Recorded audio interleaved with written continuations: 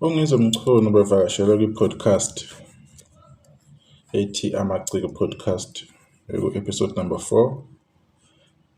Ke-podcast-ke ukhona uMashudola okwahamba kakhulu nalensi ezokuthiwa umtshalo ongenamuntu umanyoni kazwelonke. So badeyile ungizomchunu ayokhuluma laphana. Khona abantu into kumele bayazi uma beya kuma-podcast. Mawunika opportunity e-platform. One, ukuyosidayisa wena kubantu, especially uma ukhonto oyenzayo njengongizwa nje basebenza ngomculo, basebenza ngokuba o-MC, basemehlweni abantu. Into okumele uyenze ukuyosidayisa potential future baqashi, potential sponsors, potential brands angaba khona, ngabe ambassador into ethize laphana usuke uyosidayisa laphana. Kuthatha isikhathi ukwenza ukurekhoda i-production cost, data, hlanganisa i-video, ihlangane, iphume beyiposte. It takes a lot of money, time, energy and everything. So laphana bekubuza umbuzo based on into sokuyiyona kubantu nasesizweni nje ukuthi wona bakwazi umuntu kamaskandi, bakwazi umuntu kanje, futhi bakwazi umuntu even though una decide ukuthi uyalithanda, kodwa bakwazi umuntu neutral when it comes to other things. Kodwa again and again mhlawumbe ke lento ke ikithi abantu senza ngathi ungizwe khona into entsha angayisho angayikhuluma right ngokhuzana. Akukho angakukhuluma ungizwe, ngidlala ngaye lapho. Akukho angakubeka because usempini yakhe ayazi ukuthi iyiphi. Yena lokho akukhulumayo, lokho akuphilayo, aku-actayo, iyona ndlela vele akumele abe yiyona because akukho kulindelekile angakusho ngokhuzana. Even nayo ukhuzana uyazi ukuthi umfoka ngizwe akukho kuthize okuhle angakukhuluma ngayo. So ube nenkulumo encane ungizwe ayikhulumele lapha. Ngicela sithi uyilalanca khulumayo uthenga ithikithi. Uma ethenga ithikithi emagremu ngizowashayela ihlombe ukuthi bamphathe kahle kakhulu, bamnika indawo yakhe, walenga esicongweni la qualify khona uthenga leli thikithi alithengile, wahamba waye escorta, waye operation, kwenza yonke into ngoba ubeze ngesihlwele e-America, USA, California, Los Angeles, lapho angahleka khona ingilosi. Ngiyabonga Cingwane.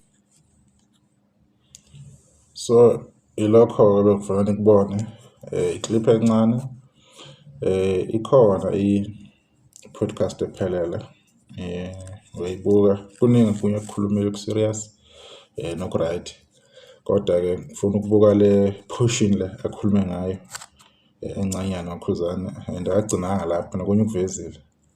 Okunye ke kumele nikwazi ngongizwe ungenza useyi-content creator, akaseyena umuntu osebenza into eqondile ukuthi usesebenza eredweni kunekhampani asebenzisana nayo.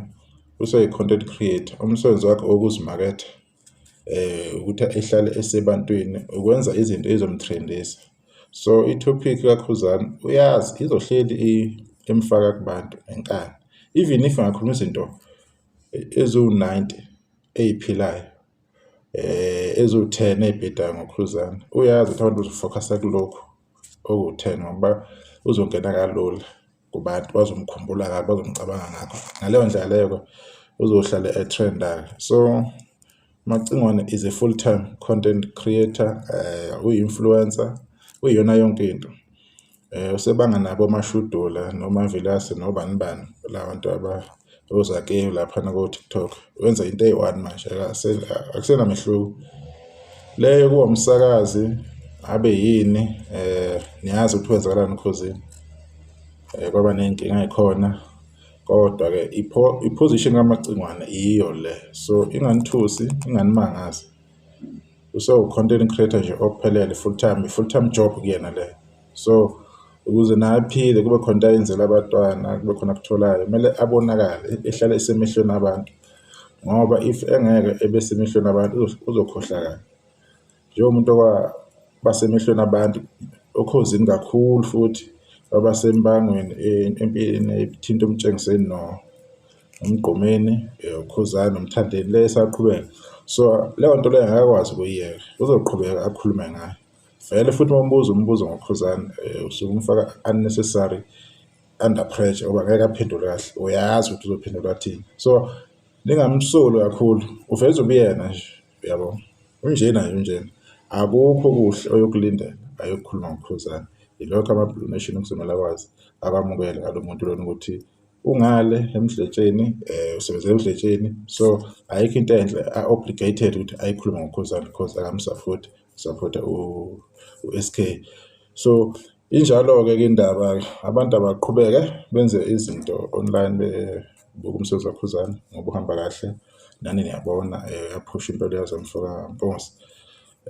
Abantu abanjengongizwe abantu abayiphila impilo yakhe ngeke nibenze lutho, nisale kahle.